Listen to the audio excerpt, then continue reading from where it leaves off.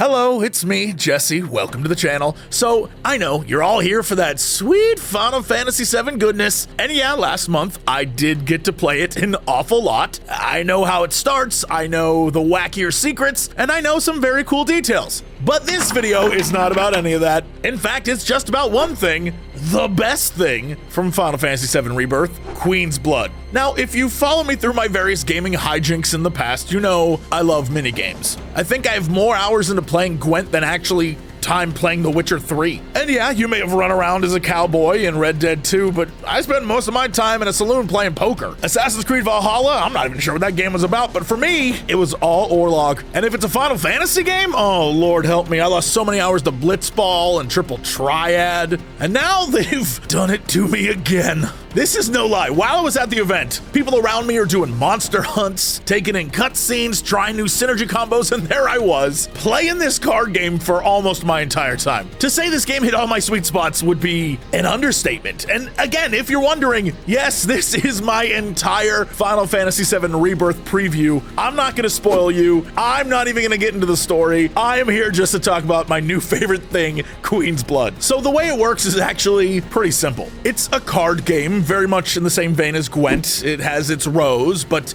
also it's kind of triple triad-y. I'll try to explain. Around towns, and presumably out in the wild, there will be some people with an icon over their head that will want to play Queen's Blood with someone, and Cloud delivers. When you challenge and defeat them, they'll give you a new card, and when you defeat enough, you'll unlock the ability to challenge new and tougher opponents. To start, like all card games, you can mess with your deck and move cards in and out based on your strategy, but you're only allowed 15 total cards in your deck. When the match begins, you'll see a board with 2 dragons on either end, overlooking a small bowl. When a person wins, the dragon on the side of the victor spits fire. Look, don't ask questions. And between the two are 3 rows or lanes with 5 squares apiece. And conveniently, you and your opponent each draw 5 cards. You are that emerald color and your opponent is red. You'll notice on the lanes closest to your dragon and your opponent's dragon are little tiny pawns with the same color. These pawns indicate 2 things. 1, where you can put a card, and 2, the cost of the card you can place there. Obviously, since you're just starting, you can only use a 1 pawn cost card. You can tell how much a card costs because of the pawn indicator on the top left of the card, which is either a 1 or a 2 or 3, etc. Also on the card in the top right is the card's power. When placed, the card's power will be added to the total for that lane. Meanwhile, the box in the bottom middle of the card with the grid on it, those are the actions that will occur once you place the card. So the white square is the card you are currently holding, and then the yellow squares are where new pawns will spawn, meaning you can place a pawn in an empty square, replace an opponent's pawn, or increase the number of pawns on a square you already own,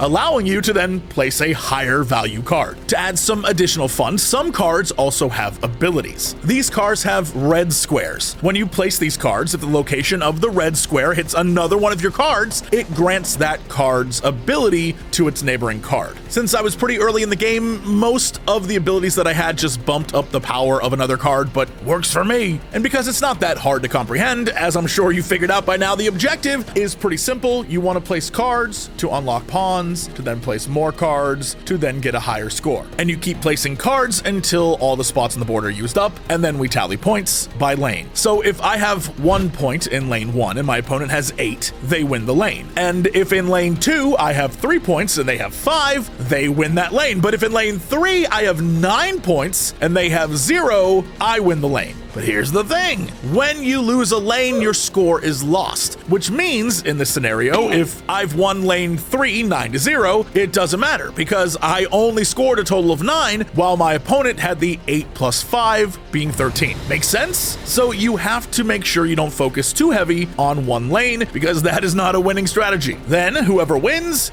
gets their score blasted by dragons, which again, don't ask questions. And that's pretty much it, at least from what I was allowed to play. I imagine the ability abilities and the cards will get a bit more wild as time goes on, but based on what I had access to, I love this minigame. It just hits that sweet spot of being easy enough for my brain to understand, but challenging enough where I lost because of a goof or two. It made me feel like I instantly understood how to play, which is the best thing a minigame in another bigger video game can do. Don't even get me started on that thing that was in Horizon Forbidden West, that pseudo chess kill game. That game still makes me mad. It was so complicated. So yeah, I spent most of my time playing this and eventually even managed a victory that impressed one of the devs. So I was feeling pretty good, and I figured I would show you that now. Not because I'm bragging, okay I am, but also so you can see what a full match looks like. Enjoy, and I will see you all when Final Fantasy VII Rebirth comes out on the 29th.